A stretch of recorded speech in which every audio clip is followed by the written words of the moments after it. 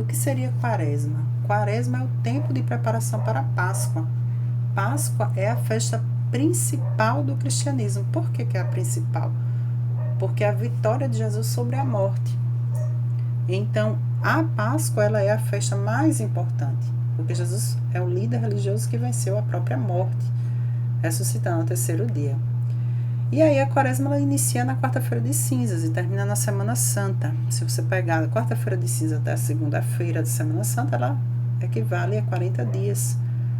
E aí, durante esse período, o cristão ele se prepara espiritualmente para a Páscoa. E como pode se preparar o cristão? O cristão ele pode se preparar com jejum, com caridade, com oração. Nem sempre com jejum, às vezes com penitência, você tirando algo que você gosta de comer, que não vai lhe fazer falta, que não seja tão saudável. Fazer uma penitência de tentar reclamar menos, de tentar controlar mais a boca, fazer mais oração por dia, ler o texto sagrado, praticar caridade, ver quem está sofrendo, separar uma ajuda maior aos pobres. Ou seja, tudo isso é uma preparação para a Páscoa, um momento de vida nova. O número 40 ele é muito significativo. 40 dias de dilúvio que Noé passou dentro da arca. 40 dias, foram 40 dias de chuva. Moisés passou 40 dias no Monte Sinai. Jesus passou 40 dias se preparando para o início do seu ministério. Foram 40 anos que o povo de Israel peregrinou pela terra até chegar ao local prometido por Deus. E aí temos o cartaz da campanha. Quem está no centro? Santa Dulce dos Pobres. Você vê uma mulher que viveu aquilo que a campanha da fraternidade está propondo. Ela via os necessitados, ela sentia compaixão e ela cuidava. E ela marca a história do nosso país como bom exemplo. E qual seria o significado dessa palavra tão forte da campanha? Compaixão. Compaixão é um sentimento de pesar, de tristeza causado pela tragédia alheia, que desperta a vontade de ajudar, de confortar quem dela padece. Ou seja, você vê o outro sofrendo, você sente a tristeza do outro, se compadece e desperta em você a vontade de ajudar. Compaixão é isso. E aí temos o objetivo geral da campanha da Fraternidade 2020, de forma resumida, que é conscientizá-los da palavra de Deus, o cuidado entre as pessoas e da casa comum. Temos alguns objetivos específicos, eu separei 4 aí para a gente refletir. Apresentar o sentido da vida, que muitos estão perdidos em relação ao sentido da vida. Propor a compaixão, fortalecer iniciativas em favor da vida e a vivência ecológica integral. Temos como a parábola do bom samaritano como reflexão da campanha Fraternidade 2020, que é o Evangelho de Lucas, capítulo 10, versículos de 30 a 35. O homem estava indo para Jericó, foi assaltado, bateram nele, levaram tudo, ele ficou quase desmaiado. E por lá, naquele caminho que aquele homem estava, passou um sacerdote, viu e seguiu adiante. Depois passou um levita, o viu e seguiu adiante. E depois passou um samaritano, que o viu e se compadeceu e o ajudou. E essa imagem retrata aquilo que é, de fato, compaixão.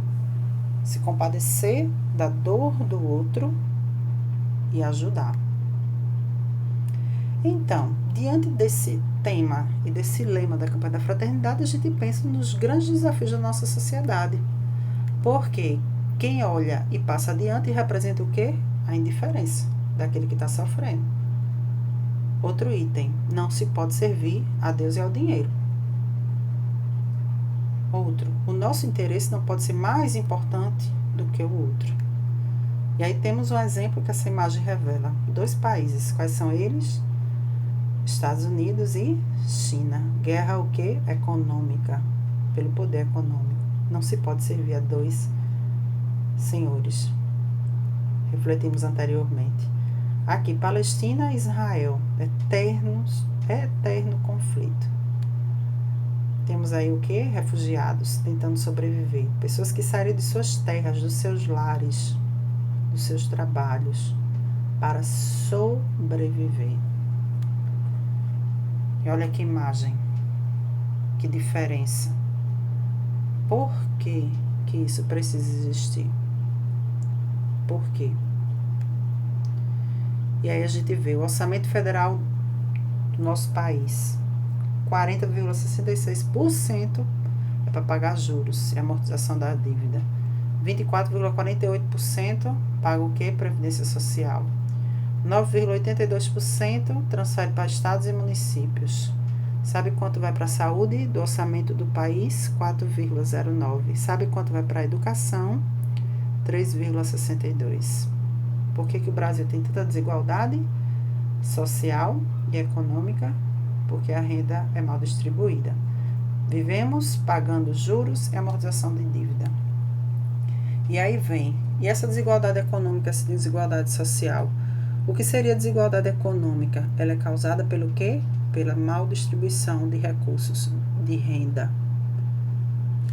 A má distribuição da gente traz sérias consequências, como, por exemplo, 22,6% das crianças e adolescentes vivem em situação de extrema pobreza.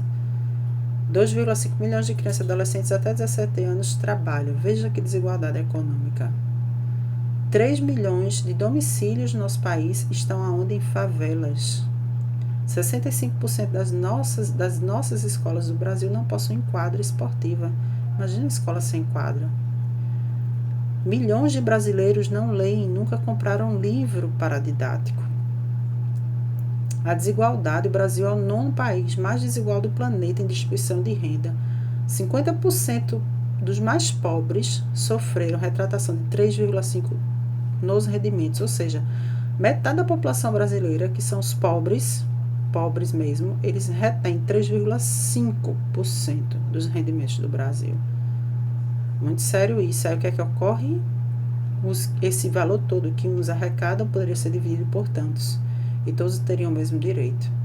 Mas a desigualdade econômica não pensa, né, nas consequências de vida. E aí chegamos à desigualdade social, que é diferente da econômica. Ela é causada pela falta de acesso à moradia, à saúde, à educação, à oportunidade de emprego. E aí temos essa imagem. 2 escadas. Isso aí é uma desigualdade social. Um homem e uma mulher. O homem tranquilamente subindo a escada, muito bem construída, ele muito bem trajado, de paletó, segurando uma pasta na mão e sorrindo, indo para trabalhar, seguindo para o seu trabalho. E a mulher lá, subindo com a escada desfavorecida, remendada, olhando para os filhos chorando, carregando uma pasta na mão, uma cafeteira caindo em uma panela. E ela subindo e tentando chegar no ambiente de trabalho. Uma desigualdade social. Uns carregam peso e outros andam em cima desse peso. E quem são esses que sofrem essa desigualdade social? São os migrantes, são os violentados, os refugiados, os traficados, os desaparecidos, os enfermos, os idosos, os prostituídos, os trabalhadores infantis, mulheres, desempregados, analfabetos tecnológicos, moradores na rua, indígenas, agricultores e tantos outros.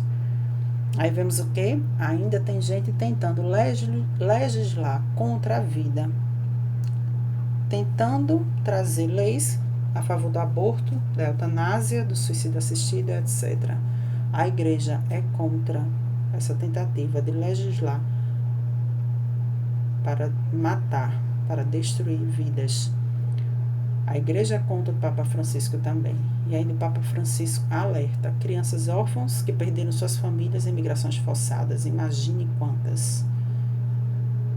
Índice do Brasil, desemprego, 13,4 milhões no último trimestre de 2019. Doenças emocionais, fobia, transtorno obsessivo, compulsivo, estresse, ataques de pânico, automutilação, etc. O Brasil é o país mais ansioso e estressado da América Latina.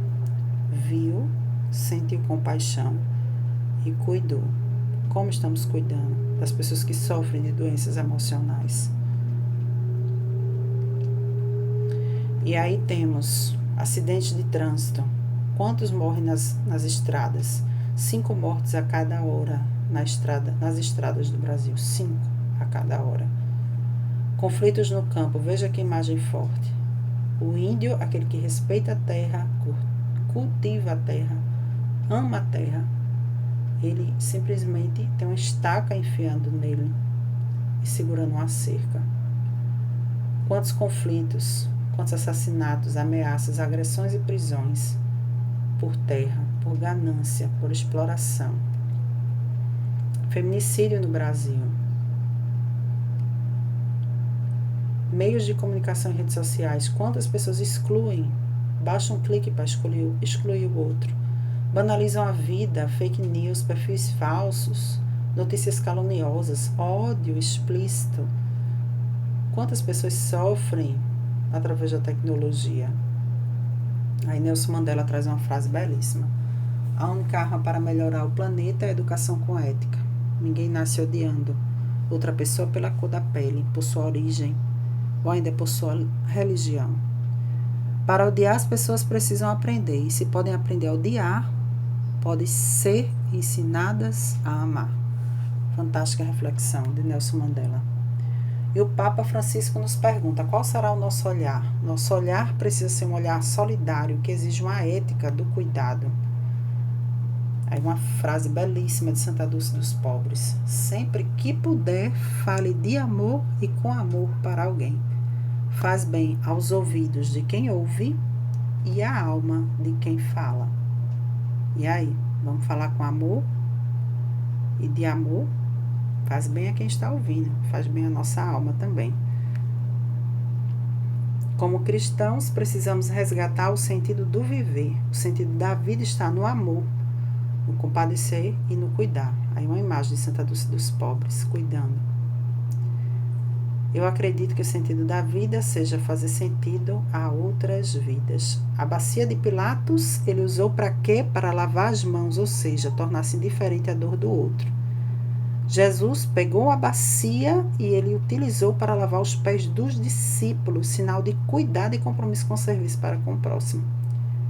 Se perguntar a você que bacia você quer utilizar, a bacia de Pilatos, que lavou as mãos e deixou Jesus ser morto, crucificado, indiferente à dor dele, ou você quer usar a bacia de Jesus, que utilizou a bacia para cuidar, para servir ao próximo? Ame e ensine a amar, cuide e estarás amando. Tudo isso está dentro do texto, né, da CNBB, texto base da campanha da Fraternidade de 2020. Essa é a nossa aula de hoje, Fraternidade, Vida, Dom e Compromisso.